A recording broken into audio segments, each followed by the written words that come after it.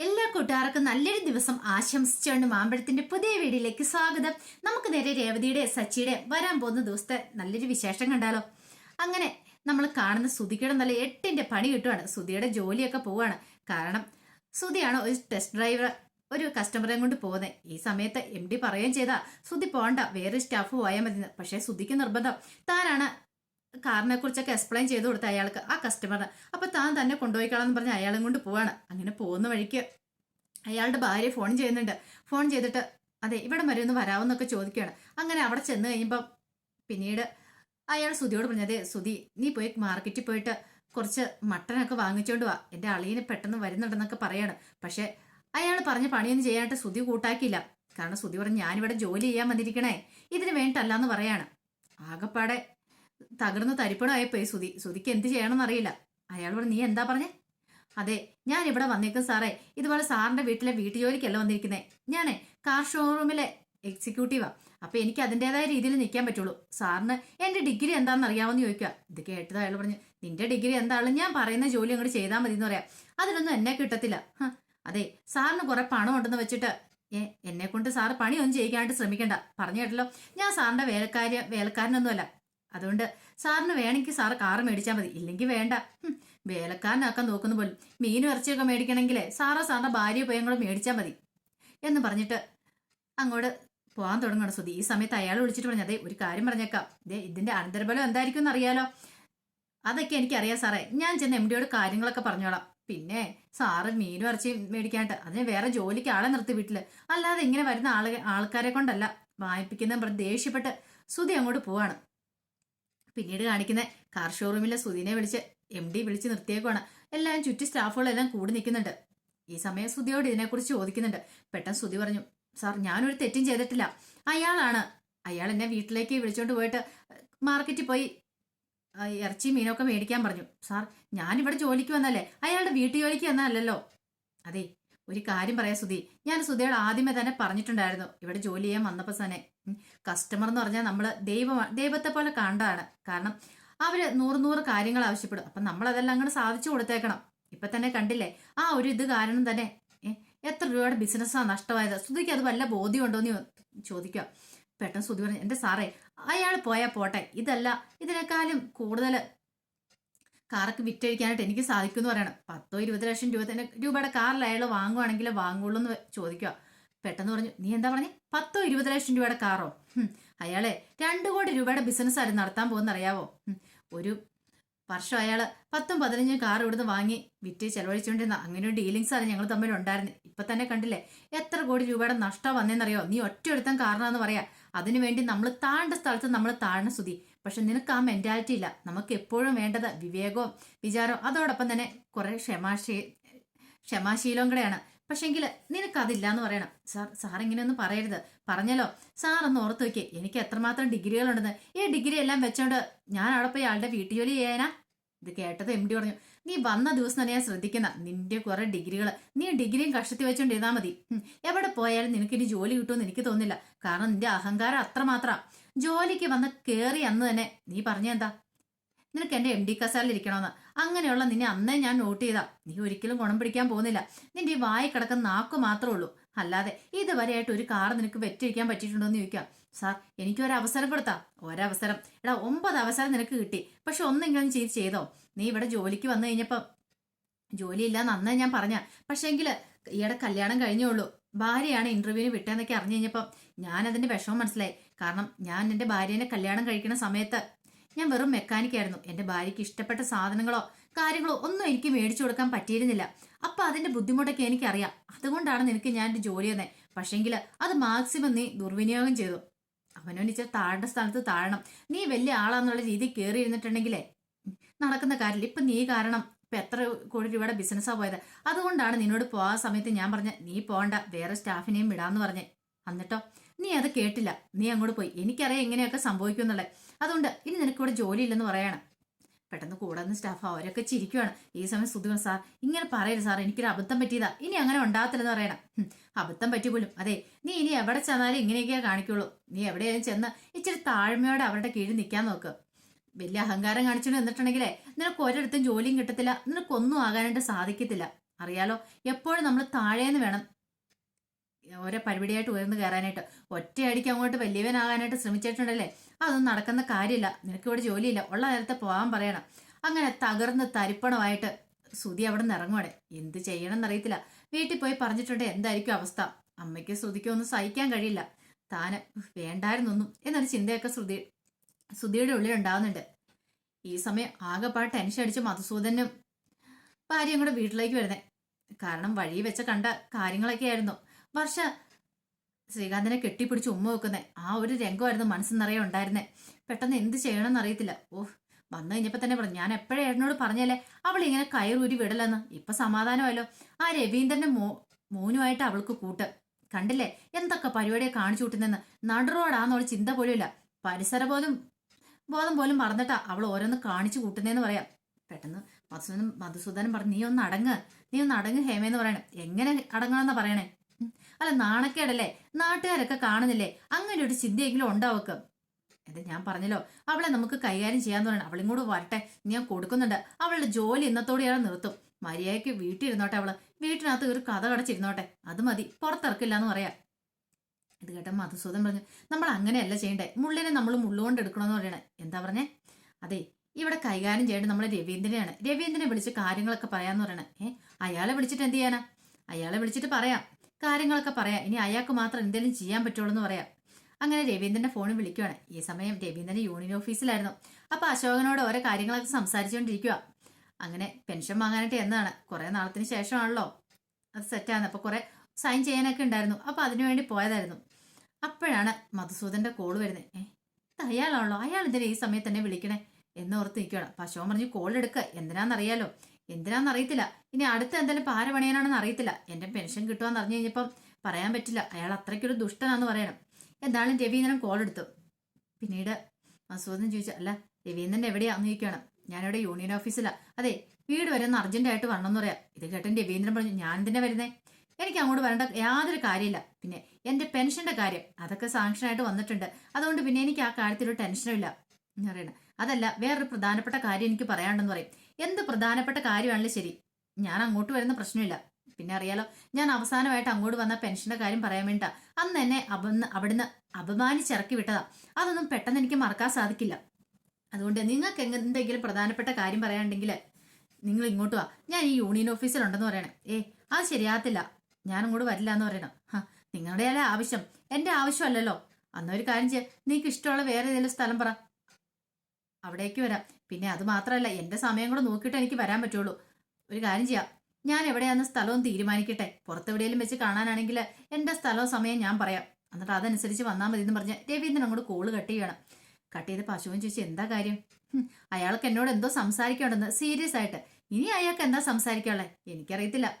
2 ദിവസത്തിനുള്ളിൽ 1,00,000 രൂപയും കൂടെ അയാൾ തരണമല്ലോ നഷ്ടപരിഹാരമായിട്ട്. അപ്പൊ അതിന് വല്ല ഇനിയിപ്പോ കോംപ്രമൈസിനോ അല്ലാണോന്ന് അറിയത്തില്ല. അതൊന്നും ആയിരിക്കില്ലെന്ന് അശോകൻ പറഞ്ഞു. വേറെ എന്തെയോ പ്രധാനപ്പെട്ട കാര്യമാണെന്ന് പറയാം. ഫോൺ വെച്ച് കഴിഞ്ഞപ്പം വർഷയുടെ അമ്മയ്ക്ക് ഭയങ്കര ദേഷ്യം. ആ രവീന്ദ്രന്റെ അഹങ്കാരം കണ്ടില്ലേ, അങ്ങോട്ട് ചെല്ലാനായിട്ട്. ഈ സമയം മധുസൂദൻ പറഞ്ഞു, നമ്മുടെ മോളുടെ കാര്യമായി പോയില്ലേ, താഴേണ്ടത് നമ്മൾ താഴണം.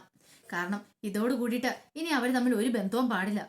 എന്തെങ്കിലും സംഭവിച്ചു പോയിട്ടുണ്ടെങ്കിൽ പിന്നെ പറഞ്ഞിട്ട് കാര്യമില്ലെന്ന് പറയാം. എന്നാലും എനിക്ക് ഓർക്കുമ്പോൾ അടിമുടി പെരുത്ത് കയറുക എന്നും പറഞ്ഞ് വർഷയുടെ അമ്മ ദേഷ്യപ്പെട്ട് അങ്ങോട്ട് കയറി പോവാണ്. ഈ സമയം രേവതി എന്ത് ചെയ്യുവാണ്, സച്ചി വീട്ടിലേക്ക് വരുമെന്ന് അറിഞ്ഞിട്ട് രേവതി കടയിലെ മീൻ മേടിക്കാൻ പോയി. അങ്ങനെ സച്ചിക്ക് മീൻകറി ഭയങ്കര ഇഷ്ടമാണല്ലോ. അങ്ങനെ മീൻ മേടിച്ചോണ്ട് വരുന്ന വഴിക്ക് അവിടുത്തെ അയലത്തിലെ ചേച്ചിനെ കണ്ടു. ചേച്ചി ചോദിച്ചു, എന്താ രേവതി? അല്ല ആടിമാസം വീട്ടിൽ വന്നതാണെന്ന് ചോദിക്കുക. അതെ. അല്ല കടയിൽ പോയതാണോ? അതെ, കടയിൽ പോയിട്ട് വരുന്ന വഴിയാ. അതെ, സച്ചിയേട്ടൻ വരുന്നുണ്ടെന്ന് പറയണേ. വീട്ടിലേക്ക് വരുന്നുണ്ടോ? അതെ. അപ്പൊ ആടിമാസത്തിൽ നീ മാറി നിൽക്കാൻ വന്നിട്ട് നിന്റെ ഭർത്താവ് വരുന്നുണ്ടോന്ന് ചോദിക്കുക വീട്ടിലേക്ക്. അല്ലാതെ പിന്നെ ചേച്ചി ഫുഡ് കഴിക്കാനായിട്ട് വരുന്ന, അപ്പം നന്നായിട്ട് എന്തെങ്കിലും ഉണ്ടാക്കി കൊടുക്കണ്ടേ, അതുകൊണ്ട് ഞാൻ ഇച്ചിരി മീൻ വാങ്ങിക്കാൻ പോയതാന്ന് വേണം. ശരിയെന്ന് പറയണം. അങ്ങനെ രേവതി വീട്ടിലേക്ക് വരുക. ആ രേവതി വീട്ടിലേക്ക് വരുമ്പോ ആകെപ്പാടെ ഒരു ടെൻഷനിലായിരുന്നു ലക്ഷ്മിയമ്മ. കാരണം ലക്ഷ്മിയമ്മയ്ക്ക് ടെൻഷനാ, നീ ഇപ്പൊ സച്ചി ഇങ്ങോട്ട് വന്നിട്ടുണ്ടെങ്കിലോ, അങ്ങനെ വല്ലാത്തൊരു ടെൻഷൻ ഉണ്ട്. അപ്പൊ രേവതി വന്നപ്പോ പെട്ടെന്ന് ചോദിച്ചു, മോളെ നീ എങ്ങോട്ടാ പോയെന്ന് ചോദിക്കും. അപ്പൊ ഞാൻ കടയിൽ വരെ പോയത് മീൻ മേടിക്കാൻ. മീനോ? അല്ല, സച്ചിയേട്ടൻ വരുമ്പോൾ നന്നായിട്ട് ഫുഡ് ഉണ്ടാക്കി കൊടുക്കണ്ടെന്ന് ചോദിക്കും. അല്ല, സച്ചി ഇപ്പൊ തന്നെ വരുമെന്ന് ചോദിക്കും. വരും. അമ്മയ്ക്ക് എന്തായാലും വെപ്രാളം. അല്ല മോളെ, സച്ചി വരേണ്ട കാര്യമുണ്ടോ ഇങ്ങോട്ട്? അതെന്തിനാ സച്ചി ഇങ്ങോട്ട് വരുന്നേ? അമ്മയ്ക്ക് ഇപ്പൊ എന്താ പ്രശ്നം എന്ന് ചോദിക്കാം.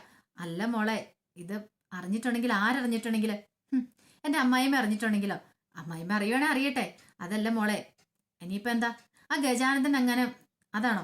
അതോ ഇനിയിപ്പം ഇവിടുത്തെ ഓണർ എന്തെങ്കിലും വഴക്ക് പറയുന്ന ഓർത്തിട്ടാണോ സച്ചേട്ടൻ ഇവിടെ വന്നിട്ടുണ്ടെങ്കിൽ? ഏയ് അതൊന്നും അല്ല മോളെ പ്രശ്നം. പിന്നെ അമ്മയുടെ പ്രശ്നം എന്താന്ന് പറ. സച്ചേട്ടൻ വന്നിട്ടുണ്ടെങ്കിൽ എന്താ കുഴപ്പം? അല്ല പിന്നെ ആ ചന്ദ്രമതി ചേച്ചി വല്ല പ്രശ്നം ഉണ്ടാക്കുവോ? ആടിമാസമായിട്ട് നിന്നെ വീട്ടിലേക്ക് പറഞ്ഞു വിട്ടിരിക്കുന്നല്ലേ? ആ സമയം സച്ചി നിന്റെ കൂടെ ഇങ്ങോട്ട് വന്നെന്ന് അറിഞ്ഞിട്ടുണ്ടെങ്കിൽ പിന്നെ അത് അവരറിഞ്ഞ വല്ലാത്ത പ്രശ്നമാവല്ലേ? നീ വീട്ടിൽ ചെല്ലുമ്പോ ഇതിന്റെ പേര് നിന്നെ വഴക്ക് പറയില്ലേന്ന് ചോദിക്കും. ഓ അതാണോ കാര്യം? അതോർത്ത് എന്റെ അമ്മ വിഷമിക്കണ്ട. അമ്മയും കൂടെ മാറി നിൽക്കുക. ഈ വാതിലിന്റെ അവിടെ നിന്ന് ഇങ്ങനെ സംസാരിച്ചുകൊണ്ടിരിക്കാതെ ഞാൻ അങ്ങോട്ട് അകത്തേക്ക് കയറട്ടെ എന്ന് പറയാം. അങ്ങനെ രേവതി അകത്തേക്ക് കയറി. അതെ മോളെ, സച്ചിയെ വന്നു കഴിഞ്ഞാൽ എത്രയും പെട്ടെന്ന് നീ പറഞ്ഞു കൊണ്ടെന്ന് പറയാം. അല്ലെങ്കിൽ ഒരു കാര്യം ചെയ്യാം, ഇനിയിപ്പോ കറിയൊന്നും വെച്ചുണ്ടാകാൻ നീ നിൽക്കണ്ട. ദേ ആ പുറത്ത് പോയി കടയിൽ നിന്ന് ഫുഡ് മേടിച്ചുകൊണ്ട് കൊടുത്താൽ മതി സച്ചിക്ക്. എന്നിട്ട് അവനെ അങ്ങോട്ട് പറഞ്ഞു വിട്ടേക്കാൻ പറയാം. ഇത് കേട്ടൻ രേവതിക്ക് അങ്ങോട്ട് സങ്കടം വന്നു. ഓഹോ അതിന് വേണ്ടിയിട്ടായിരുന്നല്ലേ? എന്നാ ഒരു കാര്യം ചെയ്യാം, ഞാൻ ഇവിടെ നിന്ന് അങ്ങോട്ട് പൊക്കോളാം. ഞാനേ സച്ചേന്റെ വീട്ടിൽ പോയി തന്നെ നിന്നോളാം. എനിക്കതാ നല്ലത്. അതാ പിന്നെ സച്ചേട്ടൻ എനിക്ക് ആവശ്യമുള്ള ഫുഡൊക്കെ ഉണ്ടാക്കി കൊടുക്കാലോ, നല്ല കറിയൊക്കെ ഉണ്ടാക്കി കൊടുക്കുകയും ചെയ്യാം. ആരുടെ അനുമതിയും വേണ്ടല്ലോ എന്ന് പറയാം. അല്ല മോളെ, ഞാനത് ഉദ്ദേശിച്ച് പറഞ്ഞല്ല. അമ്മ എന്ത് ഉദ്ദേശിച്ചാലും ശരി, ഞാൻ ഇവിടെ നിൽക്കുന്നില്ല എന്ന് പറയണം. പെട്ടെന്ന് ദേവു അങ്ങോട്ട് വന്നിട്ട് പറഞ്ഞു, എന്താ ചേച്ചി ഇത്? അമ്മ വെറുതെ പറഞ്ഞു ഉറച്ചുണ്ട്. അമ്മ വെറുതെ പറഞ്ഞൊന്നും അല്ല, എനിക്ക് മനസ്സിലായെന്ന് പറയണം. ഈ സമയം ലക്ഷ്മി പറഞ്ഞു, മോളെ ഞാൻ അങ്ങനെ ഉദ്ദേശിച്ച് പറഞ്ഞല്ല. മോൾക്കറിയാലോ, നിന്റെ അമ്മായിമ്മയുടെ സ്വഭാവം അറിയാവുന്നല്ലേ? അതോർത്ത് അമ്മ വിഷമിക്കൊന്നും വേണ്ടാന്ന് പറയണം. പിന്നീട് അകത്തേക്ക് അങ്ങോട്ട് കയറി. അല്ല അവൻ വന്നിട്ട് പെട്ടെന്ന് പോവോ? പെട്ടെന്ന് പോവോന്നൊന്നും അറിയത്തില്ല. ചിലപ്പോൾ പോകത്തില്ലായിരിക്കും, ചിലപ്പോൾ പോവെന്ന് പറയണം. ഇത് കേട്ടത് ചന്ദ്രമതിക്ക് ടെൻഷൻ. അതെ വന്നു കഴിയുമ്പോൾ തന്നെ പെട്ടെന്ന് ചോറുണ്ട് കഴിയുമ്പോൾ പറഞ്ഞു വിടണം കേട്ടോ എന്ന് പറയണം. അതെങ്ങനെയാമ്മേ? വന്ന ഉടനെ ചോറുണ്ട് കഴിഞ്ഞ് പൊക്കോളാനും പറഞ്ഞു വിടാൻ പറ്റുമോ? സച്ചിയാണ് എപ്പോഴും ഒന്നും വരുന്നില്ല, വല്ലപ്പോഴല്ലേ ഇങ്ങോട്ട് വരുന്നേ. പിന്നെ എന്താ കുഴപ്പം? അമ്മയ്ക്ക് എന്താ അത്ര ധൃതിന്ന് ചോദിക്കുക. അല്ല മോളെ, മോളൊരു കാര്യം ചെയ്യ, പെട്ടെന്ന് ഇങ്ങോട്ട് ഞാൻ കറി ഉണ്ടാക്കാന്ന് പറയണം. വേണ്ട ഞാൻ വെച്ചോളാം. വേണ്ട മോളെ ഞാൻ വെക്കാം, നിനക്ക് ഭയങ്കര താമസമെന്ന് പറയണേ. എന്താ? അതൊന്നും കുഴപ്പമില്ല. അന്നൊരു കാര്യം ചെയ്യ, ഞാൻ ആ മീനെ കഴുകി തരാമെന്ന് പറഞ്ഞിട്ട് ലക്ഷ്മി അമ്മ മീനും മേടിച്ചിട്ടും കൂടെ പോവാണ്. ഈ സമയം ശ്രുതി ആകെപ്പാട് ടെൻഷൻ അടിച്ച് ബ്യൂട്ടി പാർലറിലേക്ക് വരുവാണ്. എന്ത് ചെയ്യണമെന്ന് അറിയത്തില്ല. ഇനി ശ്രുതിയോട് ചെന്ന് എങ്ങനെ പറയും ജോലി പോയെന്ന്? അത് അവൾ അറിഞ്ഞു കഴിയുമ്പോൾ എങ്ങനെ പ്രതികരിക്കും? അങ്ങനെ വന്നു കഴിയുമ്പോൾ കൗണ്ടറിലുള്ള പെൺകുട്ടിയോട് അല്ല ശ്രുതി എന്ത് ചെയ്യുന്ന ചോദിക്കുകയാണ്. ശ്രുതിനെ ഒന്ന് വിളിക്കാൻ പറയാണ്. അകത്ത് കസ്റ്റമർ ഉണ്ടെന്ന് ഓർത്തോണ്ടാണ് അങ്ങോട്ട് ശ്രുതി കയറായിരുന്നേ. ഈ സമയം അവർ പറഞ്ഞു, അല്ല ശ്രുതിമാടൊന്നും വന്നിട്ടില്ലെന്നല്ലോ എന്ന് പറയണം. വന്നിട്ടില്ലേ? ഇല്ല, രാവിലെ തൊട്ടില്ലായിരുന്നല്ലോ. അപ്പൊ ശ്രുതി പിന്നെ അവൾ എങ്ങോട്ടാ പോയത്? കാരണം ബ്യൂട്ടി പാർലറിലേക്കൊന്നും പറഞ്ഞോണ്ടാണ് ഇറങ്ങിയത്. നിങ്ങൾ എന്നോട് കള്ളം പറയണോ? ഞാൻ എന്തിനാ സാർ കള്ളം പറയണേ? സത്യമായിട്ടുള്ള കാര്യം ഇവിടെ ഇല്ലാന്ന് പറയണം. പെട്ടെന്ന് ശ്രുതി ഫോൺ വിളിച്ചു ശ്രുതിനെ. ഈ സമയത്ത് ആദ്യക്ക് ചോറ് വാരി കൊടുത്തോണ്ടിരിക്കുവായിരുന്നു ശ്രുതി. അങ്ങനെ ചോറ് വാരിക്കൊണ്ടിരിക്കുന്ന സമയത്ത് അവനാണ് അങ്ങോട്ട് കൊണ്ടങ്ങ് ഭയങ്കര ഓട്ടമാണ്. അപ്പോഴാണ് ഫോൺ ബെല്ലടിക്കുന്നത്. നോക്കിക്കഴിഞ്ഞപ്പോഴത്തേനും ശ്രുതിയാണ്. ഈ സമയം ശ്രുതി വെച്ച് എന്താ ശ്രുതി എന്ന് ചോദിക്കാണ്. അല്ല നീ എവിടെയാ? ഞാന് ബ്യൂട്ടി പാർലറാന്ന് പറയാണ്. ബ്യൂട്ടി പാർലറോ? ഓഹോ, അപ്പൊ നീയാണോ എന്നെ പറ്റിക്കുന്ന അതോ ഇവിടെയുള്ള സ്റ്റാഫാണോ? നീ അകത്തെങ്ങാനും ഉണ്ടോന്ന് ചോദിക്കും. എന്താ ശ്രുതി അങ്ങനെ ചോദിച്ചാൽ? അല്ല ഞാൻ ബ്യൂട്ടി പാർലറുണ്ട് അതുകൊണ്ട് ചോദിച്ചാ. ഓ പെട്ടെന്ന് ശ്രുതിക്ക് എന്ത് ചെയ്യണമെന്ന് അറിയത്തില്ല. ആകെപ്പാടൊരു വെപ്രാളം, കള്ളത്തരം പൊളിഞ്ഞോ എന്നൊരു സംശയം. പെട്ടെന്ന് പറഞ്ഞു, അല്ല അത് പിന്നെ ഞാനേ എൻ്റെ ഒരു ഫ്രണ്ടിന്റെ ബ്യൂട്ടി പാർലറില്ല. ബ്യൂട്ടി പാർലറാന്ന് പറഞ്ഞുള്ള കാര്യം ശരി തന്നെയാ. കാരണം അവൾക്ക് 1-2 ബ്രൈഡൽ മേക്കപ്പ് വന്നിട്ടുണ്ടായിരുന്നു. അപ്പൊ അതിനുവേണ്ടി തിരക്കായതുകൊണ്ട് എന്നെ വിളിച്ചാന്ന് പറയാം. ഓ അങ്ങനെയാണോ? അല്ല പൈസയൊക്കെ തരൂല്ല ഫ്രണ്ട് അല്ലേന്ന് ചോദിക്കുക. പൈസയൊക്കെ തരും, കുഴപ്പമൊന്നുമില്ല എന്ന് പറയാം. ശരി ഒരു കാര്യം ചെയ്യും, ശ്രുതി വീട്ടിലേക്ക് പൊക്കോ, പോയി റെസ്റ്റ് എടുക്കുക എന്ന് പറയണം. അല്ല ശ്രുതിക്ക് ജോലിയില്ലേന്ന് ചോദിക്കുന്നത്. ജോലി ഉണ്ടായിരുന്നു, പിന്നെന്താ പറ്റി നേരത്തെ വന്നേ? അത് വരേണ്ടതായിട്ട് വന്നു, അതൊക്കെ ഞാൻ വന്നിട്ട് സംസാരിക്കാന്ന് പറയണം. അങ്ങനെ ശ്രുതി ഫോൺ വെക്കുവാണ്. ഈ സമയം ശ്രുതി ആദ്യോട് ഞാൻ പെട്ടെന്ന് കഴിക്കും കേട്ടോ, നീ കഴിച്ചില്ലെങ്കിൽ ഉണ്ടല്ലോ ഇനി ഞാൻ മേലെ എങ്ങോട്ട് വരത്തുമില്ല, നിന്നോട് മിണ്ടത്തില്ലെന്ന് പറയണം. അങ്ങനെ ആദ്യം ഫുഡ് കഴിക്കുക. ഈ സമയത്ത് രേവതി പെട്ടെന്ന് നല്ല ടേസ്റ്റിനെ കറികളൊക്കെ ഉണ്ടാക്കുവാണ്. അങ്ങനെ കറികളൊക്കെ ഉണ്ടാക്കി ചോറും കറികളെല്ലാം റെഡിയാക്കി. മീൻ മറക്കാനുള്ള മീൻ മറത്തു, കറി വെക്കാനുള്ള കറിയും വെച്ചു. അപ്പോഴാണ് സച്ചിയുടെ വരവ്. സച്ചി അങ്ങോട്ട് വരുവാണ്. സച്ചി അങ്ങോട്ട് വന്ന ഉടനെ രേവതി ഓടി ചെന്നിട്ട് വിളിച്ചു, വാ കയറി വരാൻ പറഞ്ഞ അകത്തേക്ക് നമ്മൾ ക്ഷണിച്ചുകൊണ്ട് വരുവാണ്. സച്ചിയുടെ മുഖത്ത് നോക്കാൻ പഠിച്ച ലക്ഷ്മിക്ക് വല്ലാത്തൊരു ടെൻഷൻ. കാരണം തേമ ഇനി സച്ചി എങ്ങാനും വന്നെന്ന് അറിഞ്ഞിട്ടുണ്ടെങ്കിൽ ഇനിയിപ്പോ ഇവരുടെ അമ്മ എന്തൊക്കെയാ കാണിച്ചു കൂടെന്ന് പറയാൻ പറ്റില്ല. പെട്ടെന്ന് ചോദിച്ചു, സച്ചി ചോദിച്ചു എന്താ ലക്ഷ്മിയമ്മയുടെ മുഖം വല്ലാതിരിക്കുന്നത് എന്താന്ന് ചോദിക്കേ. ഒന്നുമില്ലാന്ന് പറയണേ. മോനെ നീ വിശന്ന് വന്നല്ലേ, പെട്ടെന്ന് ഫുഡ് കഴിച്ചോളാൻ പറയണേ. അല്ല മോൻ ഇന്ന് ഓട്ടം ഇല്ലായിരുന്നു ചോദിക്കും. ഇതുവരെയായിട്ട് ഓട്ടം ഒന്നും വന്നിട്ടില്ല, തിരക്ക് കുറവായിരുന്നു അമ്മ, അതുകൊണ്ടാണ് ഇങ്ങോട്ട് പോന്നേന്ന് പറയണേ. പിന്നീട് രേവതി പറഞ്ഞു, ഇതേ സംസാരിച്ചോണ്ടിരിക്കണ്ട, വിശന്നിരിക്കുവാന്നല്ലേ പറഞ്ഞേ, വാ വന്ന് ഫുഡ് കഴിക്കാൻ പറഞ്ഞിട്ട് ചോറൊക്കെ വിളമ്പി കൊടുക്കുകയാണ്. സച്ചി പെട്ടെന്ന് പറഞ്ഞു, ഞാൻ തന്നെ ഇരുന്ന് കഴിക്കാനോ? അങ്ങനെ ഇരുന്ന് കഴിച്ചാൽ ഒരു സുഖം ഉണ്ടാവില്ല, എല്ലാരും കൂടെ വാ നമുക്ക് ഒരുമിച്ചിരുന്ന് കഴിക്കാന്ന് പറയണേ. ഈ സമയം ചന്ദ്രമതി അല്ല ലക്ഷ്മി പറഞ്ഞു, വേണ്ട മോനെ നീ തന്നെ ഇരുന്ന് കഴിച്ചാൽ മതി, ഞങ്ങൾക്ക് ഇപ്പൊ വേണ്ടാന്ന് പറയണം. അത് പറഞ്ഞിട്ട് കാര്യമില്ല, ഇങ്ങോട്ട് വാന്ന് പറഞ്ഞ് ദേവുവിനെയും ശരത്തിനെയും രേവതിനെ എല്ലാം പിടിച്ചിരുത്തുവാണ്. എന്നിട്ട് അവരങ്ങനെ കഴിക്കുവാണ്. അപ്പൊ ഈ സമയത്താണെങ്കിൽ വർത്താനം പറഞ്ഞ് പൊട്ടിച്ചിരിച്ചോണ്ടാ കഴിക്കണേ. അപ്പൊ ലക്ഷ്മൺ പറഞ്ഞു, ദേവു നീ ഒന്നും മിണ്ടാതിരുന്ന് കഴിക്കുന്നുണ്ടോ, നിന്റെ വായ അടച്ചു വെക്കാമെന്ന് ചോദിക്കും. ദേവു പെട്ടെന്ന് പറഞ്ഞു, വായ അടച്ചു വെച്ചാൽ എങ്ങനെയാകുമ്പോൾ ഞാൻ ഫുഡ് കഴിക്കുന്നതെന്ന് ചോദിക്കുക. ഇത് കേട്ടത് സച്ചിയും രേവതി എല്ലാവരും കൂടെ ചിരിക്കുവാണ്. ലക്ഷ്മിയമ്മയ്ക്ക് ഭയങ്കര വെപ്രാളം. എന്ത് ചെയ്യണം, എത്രയും പെട്ടെന്ന് സച്ചിനെ ഇവിടുന്ന് പറഞ്ഞു വേണം. അങ്ങനെ ലക്ഷ്മിയമ്മ വെപ്രാളം പിടിക്കുന്നുണ്ടെങ്കിൽ അതിന് പിന്നിൽ എന്തെങ്കിലും ഒരു കാര്യം കാണുമായിരിക്കും. അതിന് പിന്നിലെ കാരണം ഒരു കാരണവശാലും ചന്ദ്രമതി മാത്രം ആയിരിക്കില്ല. കാരണം സച്ചി ഇവിടെ വന്നിട്ടുണ്ടെങ്കിൽ മുമ്പേ ഓണർ പറഞ്ഞിട്ടുള്ളൊരു കാര്യം ഉണ്ടായിരുന്നു. കാരണം വീട് തരാം, പക്ഷെ സച്ചി ഈ വീട്ടിലേക്ക് വരില്ല, ഇവിടെ വന്ന് നിൽക്കരുതെന്നൊക്കെ. ഇനിയിപ്പം അങ്ങനെ അറിഞ്ഞിട്ടുണ്ടെങ്കിൽ തങ്ങളെ ഈ വീട്ടിൽ നിന്ന് ഇറക്കി വിടുവോ, അങ്ങനെ ഒരു പേടി ഉണ്ടെന്ന് തോന്നുന്നു. അതുകൊണ്ടാണോ ഇനിയിപ്പം അവരിങ്ങനെ വിഷമിക്കണേന്ന് പറയാൻ പറ്റില്ല. അങ്ങനെ ഫുഡ് കഴിച്ചുകൊണ്ടിരുന്ന സമയത്ത് സച്ചിയോട്, എൻ്റെ ദൈവമേ ഇപ്പോഴാ വായിക്ക് രുചിയായിട്ടൊരു ഫുഡ് കഴിക്കുന്നത്, എനിക്ക് സമാധാനമായി. നീ ഇല്ലാത്തതുകൊണ്ടാണെങ്കിൽ ആകെപ്പാടൊരു ബുദ്ധിമുട്ടായിരുന്നു പറയാ. ഇത് കേട്ടതും ദേവു സച്ചിയുടെ ചോഹോ, അപ്പൊ ചേച്ചി ഇല്ലെങ്കിൽ ബുദ്ധിമുട്ടുണ്ടല്ലേ, അപ്പൊ ചേച്ചിനെ അത്രയ്ക്ക് ഇഷ്ടമല്ലേന്ന് ചോദിക്കുകയാണ്. ഇത് കേട്ടതും രേവതിയെ നോക്കി സച്ചി ഒന്ന് ചിരിക്കുകയാണ്. അപ്പൊ അതിന്റെ വിശേഷങ്ങളൊക്കെയാണ് നമ്മൾ അടുത്ത ദിവസം കാണാൻ പോകുന്നത്. അപ്പൊ ഇതിന്റെ ബാക്കി വിശേഷങ്ങളുമായിട്ട് നാളെ ഉച്ചയ്ക്ക് വരാട്ടോ. അപ്പൊ എല്ലാവരും മറക്കാതെ കയറി കാണാം. അപ്പൊ ചിലർക്ക് സംശയങ്ങളൊക്കെ ഉണ്ടാവും, ഈ വിശേഷങ്ങളൊക്കെ ഇതായിട്ട് കാണിച്ചിട്ടില്ലെന്ന്. ഇതൊക്കെ വരാൻ പോകുന്ന ദിവസത്തെ കേട്ടോ, ഒന്ന് അടുത്ത ആഴ്ച അങ്ങനെയൊക്കെ ആയിരിക്കും കാണിക്കാൻ പോകുന്നത്. അപ്പൊ ഞാൻ എല്ലാ ദിവസവും ഉച്ചയ്ക്ക് ഇനി വരാൻ പോകുന്ന ദിവസത്തെ വിശേഷങ്ങളാണ് ചാനലിനകത്ത് അപ്ലോഡ് ചെയ്തുകൊണ്ടിരിക്കുന്നത്. അപ്പൊ ഇന്നലെ ഉച്ചയ്ക്കിട്ട വിശേഷം കണ്ടിട്ടുണ്ടെങ്കിൽ അതറിയാൻ പറ്റും. കാരണം ഇതിന്റെ തലേ ദിവസത്തെ വിശേഷമാണ് ഇന്നലെ ഉച്ചയ്ക്ക് ഇടുന്നത്. അപ്പൊ ഇതിന്റെ ബാക്കി വിശേഷം നാളെ ഉച്ചയ്ക്കായിരിക്കും വരാൻ പോകുന്നത് കേട്ടോ. അതോടൊപ്പം തന്നെ ഓരോ ദിവസത്തെ വിശേഷം അന്ന് രാവിലെ തന്നെ ഞാൻ ചാനലിനകത്ത് ഇടുന്നുണ്ട് കേട്ടോ. അപ്പൊ എല്ലാവരും മറക്കാതെ കയറി കാണണം കേട്ടോ. എല്ലാവർക്കും ഒരിക്കൽ കൂടി നല്ലൊരു ദിവസം ആശംസിച്ചുകൊണ്ട് നിർത്തുന്നു. നന്ദി.